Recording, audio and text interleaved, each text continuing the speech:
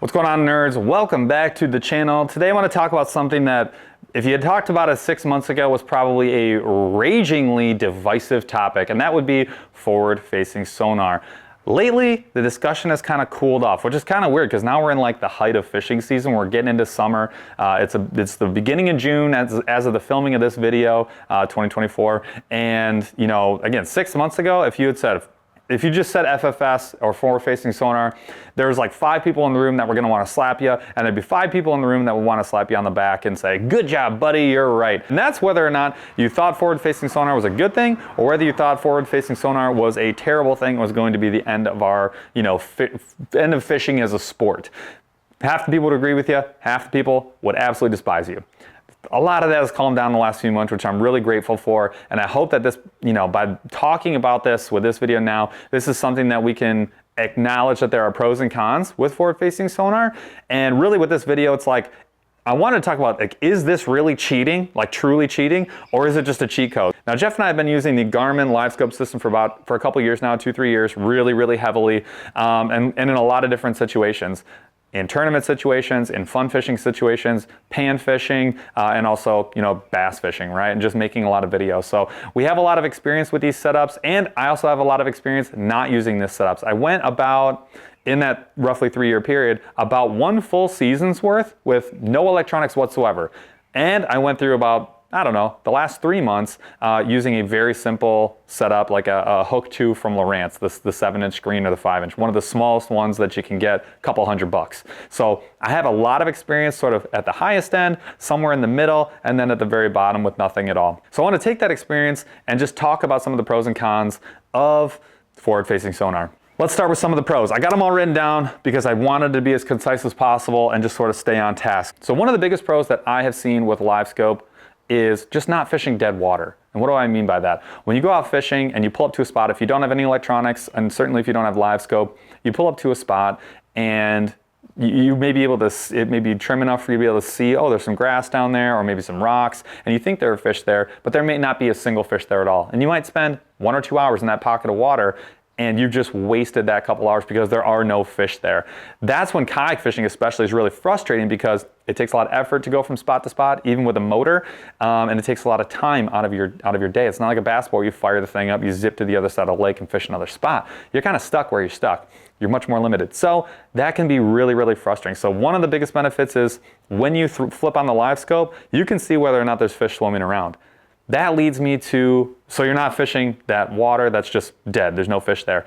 And that leads me to one of my next pros with forward-facing sonar is you can see the size of those fish, and you may even with some experience be able to tell what type of fish it is that you're looking at based on how they're moving and how things look on screen. Bluegill and crappie look totally different than bass on screen, and look totally different and act differently than walleye and pike do on screen as well. So by pulling up to a spot, you can see, hey, yeah, there's a lot of marks here, but they're all panfish. That can be difficult on a really simple setup like a hook. And if you're a pan fisherman, you're looking to have a hook and cook, and you want to have some fun and catch some meat for the table, it'd be really nice to be able to know, like, hey, yeah, I'm looking at mostly bass, or I'm looking at, maybe crappie or bluegill or perch, right? So that's also a huge benefit. Now, the biggest benefit that I've seen in the last couple of years that has benefited me the most as an angler is watching fish react live to my baits. Not necessarily them eating it or seeing a fish and going to it and then catching it with the LiveScope. Glide baits, I think, is a great example. When you cast out a glide bait, especially if you're not familiar with them or you're in Michigan like me, and a lot of times we end up downsizing, you're throwing this big gigantic bait that you don't have any faith in. You've got no experience or limited experience with, and it's something that's foreign to you. Doing that without LiveScope, you just have to go on faith. And maybe you go a whole season, you only catch 1 or 2 fish. You're not going to have faith in that. You're not going to build confidence in it. And it may not ever become a confidence bait for you. Versus when I'm fishing like a glide bait, or like a new jerk bait, or even a new drop shot bait, or I'm testing something, when I cast that bait out there, I can point my LiveScope transducer at that bait, watch how I'm working the bait or the depth that bait is at, how the fish are reacting to it, and I can tell, look, maybe I'm close, but maybe I'm working the bait too fast, or maybe with the glide bait I'm not letting it sink down far enough, or maybe it's just, it needs to come up higher in the water column because all the fish are coming up to it, etc., etc. There's a lot of things that you learn by watching fish react and maybe even not taking a strike. I would get none of that information, none of it, without the forward-facing sonar. So I would be casting, and maybe I'm really close, but I just don't realize it, and I think there's maybe no fish here, or I know there's fish here, but they're not touching the bait, and I don't know how close I really am. Maybe I'm just one fast twitch away from having the thing dialed, or one pause away from catching half the fish that are in front of me. You never know that without the forward-facing sonar. So it's an incredible learning tool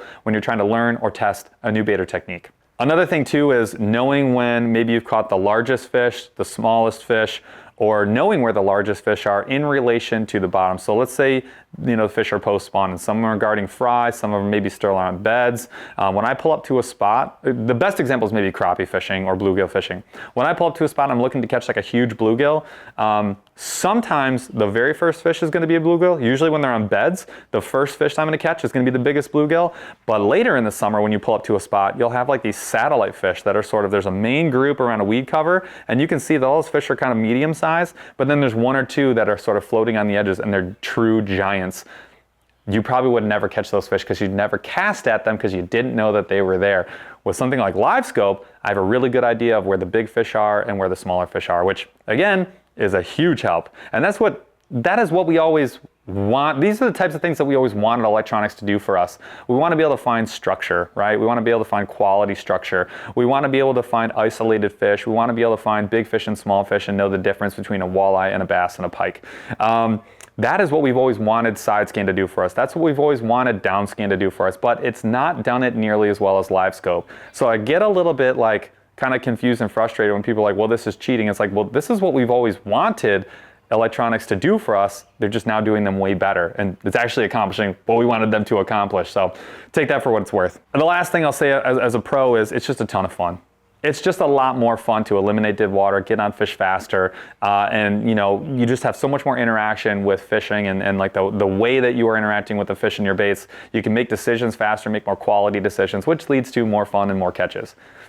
My opinion. Now let's talk about some of the cons, because there are some cons. First one, right off the bat, price. Holy cow, like $4,000 to $6,000 to get like a decent forward-facing sonar setup. That doesn't include mounting or installation or any of that kind of stuff. That's just for the units themselves. And also weight, they're not light. Mostly because the batteries aren't light, but still you're adding 10, 12 pounds to your kayak, at least with a forward-facing head unit and then 2 transducers. That's not great, especially as a kayak fisherman. I'm like, ugh, God. So cost and weight, not loving that. The next thing that I will say is you can develop a dependence on the technology where, it becomes your only source of information and your only source for making fishing decisions. And then when you're without it, maybe your battery runs out, it didn't charge right, maybe something breaks, maybe you're stuck on a different kayak, maybe you're a co-angler on a boat now, and you don't, because you're so dependent on the forward-facing sonar, you kind of forget how to fish, without all of that information at your fingertips. I talked about it earlier. I'm somebody, I go back and forth between like a really nice and sort of a really basic setup. So the Garmin Panoptics down to like a Hook 2, from Lowrance. And I have found that by taking the Panoptics away, I was able to lean on the information that I used to have from the Panoptics, but knowing that I didn't have it, I was forced to make different decisions. I was forced to look a little bit deeper, take some more time on that water, pay a little more attention to what's going on in the graph, and then just make decisions based on water temp and where I think the fish should be, and then the limited information I have for my graph. That can be tough to do if you become dependent on the forward-facing sonar. Another thing is people think that they've totally fished out an area when they don't, or that there are no fish in an area when they hit it with a LiveScope. If you're not really intentional, you don't have a lot of experience, fish hugging the bottom can be really hard to see. Fish sitting in cover can be very difficult to detect, especially in super cold water when they're really hugging the bottom or hugging a pile of rocks. And then lastly, I fish a lot of like break walls a lot of times. You can see fish up against a break wall. It's not easy. You don't literally just flip it on, flash it, and boom, it's right there. I see that fish. Sometimes they don't show up at all, again, especially as they're hugging the bottom. So it can lead you to making some bad decisions if you are operating too quickly. Another thing that is not so great is that this isn't necessarily forward-facing sonar's fault, but as a result of forward-facing sonar, you may end up actually like alienating some anglers. So people who think that it's damaging fisheries, we're going to get to that in a second. People who think that it's cheating because maybe they can't afford it, they don't want to afford it, or maybe they just don't want to change the way that they fish. if you are taking advancement in technology or paying to get into that advancement of technology, and then you're in a tournament with someone who doesn't have that tool, they feel like you're cheating. Now, whether or not it's actually cheating or not, we'll talk to in a second, but that's how they feel. And that's gonna alienate you, and it's gonna divide the fishing community. Not always a great thing. I think divisiveness in general is not a good thing. So I'm putting this in the con bucket where it's creating arguments that we really don't need to have. And so that is another, I think it's clearly a con if you look at the last 6 months and all the arguments basically that we've had for kind of no reason. It's because of forward-facing sonar, and because people feel like it's cheating, it creates that division. I don't love that. Lastly, some folks have said it's bad for fisheries. I have yet to see a scientific study that proves that is bad for fisheries. We have a very similar technology for ice fishing. It's been out for a very long time. These are called flashers, and I've used them for a long time. I have yet to see a fishery that I've gone and hammered a flasher all winter long and just crushed panfish with it to come back and see that population decimated or the bass population hurt. I've never had the DNR come out and say, yeah, you really shouldn't be using these, it's hurting our fisheries. I've not seen them make any adjustments for, flashers or anything like that. And in the last handful of years that this technology has been out, forward-facing sonar, I've not seen a single study citing that it is a cause to detriment to fish. Now, will they get educated to it and get smart to it? It's possible. We don't know how that type of sonar hitting them, they're going to learn it, and maybe they're going to be like, look, every time I hear this particular or feel this particular sensation when a forward-facing sonar is pointed at me or near me, I may dip out, and we may find that, oh, that's horrible. But they're not doing that to our current sonar, with downscan or side scan or the flashers. So I tend to think, no, that's not going to be a problem. And it's certainly not been proven. So until it does, I can't really put this in the con. In conclusion, right, when you take all this stuff into account, is it cheating? No, it's not cheating because it's not against the rules. So until it's against the rules, it's technically not cheating. Now, the title of the video, is it cheating or is it a cheat code? I absolutely think it's a cheat code.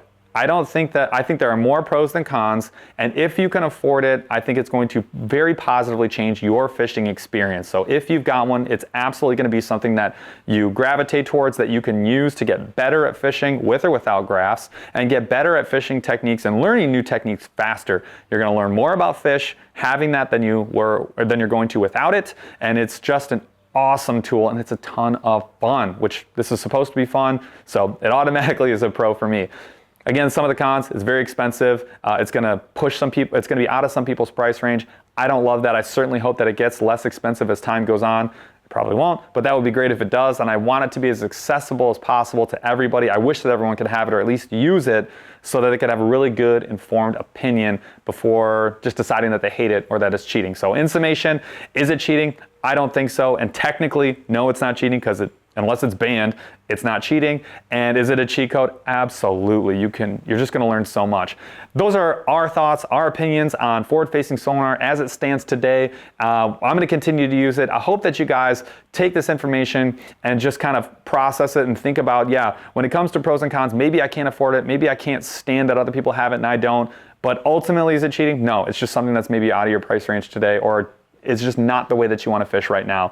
And then for the people who are like, you're an idiot if you think it's cheating, try and understand where they're coming from. Let's just continue the conversation. Let's try and assume positive intent. And let's just go have some fun fishing. That's what this is supposed to be all about, and that's what I think we should be doing. So thanks for checking out this video. If you haven't already, like and subscribe if you want to see us using forward-facing sonar, or you want to see us using absolutely nothing. We're always going to do a little bit of both.